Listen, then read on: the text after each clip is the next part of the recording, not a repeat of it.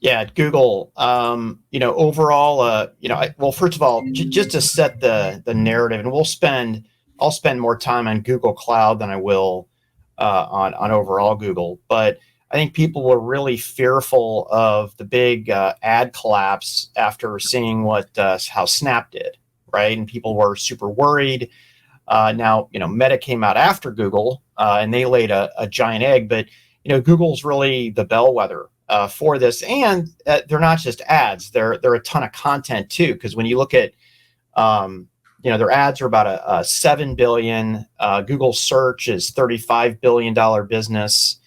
So overall ads, but they have a lot of properties that make them a little bit richer than just being an ad play. They certainly aren't a social play, right? In fact, they get harangued for not being very good at that. But I want to focus on Google Cloud a little bit. So their sales were up 35%.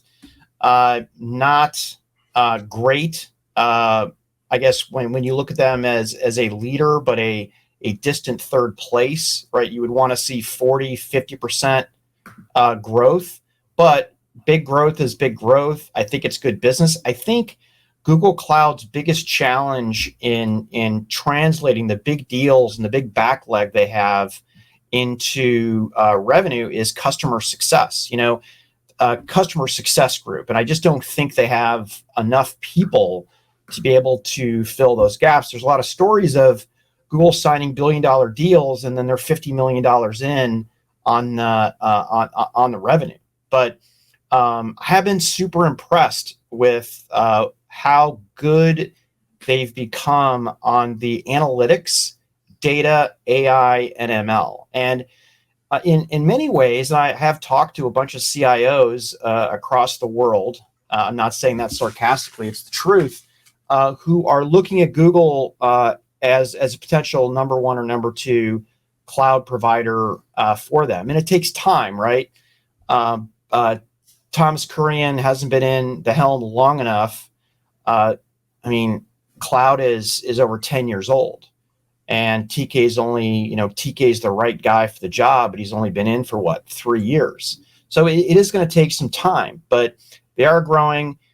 Their loss increased to $267 million, but they increased sales by 1.6 billion. So I don't think that's a bad thing. And in the end, investors were relieved at the advertising. They were up 3% after hours. Yeah, the media spends a lot of time talking about the advertising business, and so I want to just touch on that really quickly. The numbers were really solid on the advertising side, and that's why the street responded positively. Again, another miss on top and bottom. So it still didn't hit what people expected, but after some of the early earnings indications that we got from, say, Snap and how badly, I think there was a worry that there was an overall pullback on advertising. And as you've seen with whether it was LinkedIn on the specifically advertising tied to jobs or Google and Google Ads and YouTube, these are above the fold relationships that these companies have. Is when a company says we're going to pull back on advertising, what they mean by that is we're going to do less Snap, we're going to probably do less Pinterest, we're going to do less Facebook, but we're not going to do less Google. Right. And therefore, Google still saw some really strong numbers. Again, some deceleration. So maybe that is an indicator that the companies downstream aren't doing as well in a tougher economy. But I call it the above the fold. When it comes to spend, those companies are still putting a disproportionate amount of their dollars to Google when it comes to advertising. By the way, another company that's getting a lot of advertising nowadays is Amazon. Interesting enough, and we'll talk about that later. Unsurprisingly, should be to many of you. The cloud numbers, Pat, you really hit on the head. I like what Google Cloud is doing. And by the way, you'll probably hear from us quite a bit at Google Cloud Next this year. The 6.5 looks like we'll be there. But they're doing some things that are really smart. They're zeroing in on some things. They've moved to a homegrown chip architecture where they're going to work. They made the partnership and they announced that. That should help them push margin up in the long term, give more optionality to their customers that are looking to lower costs or build more customization or whatever there. We've seen that work extremely well for AWS, and it's probably going to work very well for Google in the long run. I also like how they verticalized their cloud business quite a bit. They put a lot of effort into focusing on vertical clouds, and they've really only just begun to do that. So my feeling is in the long run, it's a really probably difficult move to bet against Google's future growth.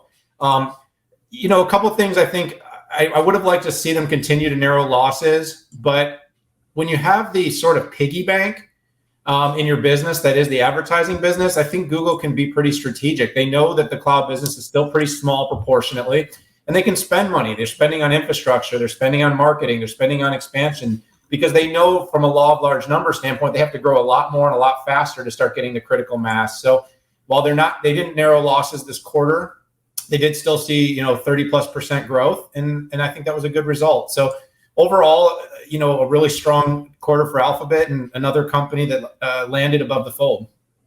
Let me do a quick boomerang here. I wish they had an earnings slide deck. I mean, could their earnings be any more boring and uninformative? Yeah, their release, it's terrible. It's just it's like a 1960s earnings press release, right? And I was thinking, well, maybe it's because I don't watch their call on YouTube, but there's no visuals on YouTube when they do the video. It's basically a picture of who's talking, and then that's about it. And I think it's important as Google diversifies and wants to get. Google needs to be talking more about Google Cloud in their earnings, and I really wish that they would pay more attention to it. I think to me, it's very noticeable of what the company's priorities are, is where they spend their time, and I get that. Okay, a big percentage of their revenue and profit are advertising and media properties like YouTube, but if they're trying to change the narrative, which is, hey, I'm a company that's more about that, and earnings events have really turned into more than an investor showing up, I think they need to talk more about it. So a little bit of a rant over. I am super excited for Google Cloud Next.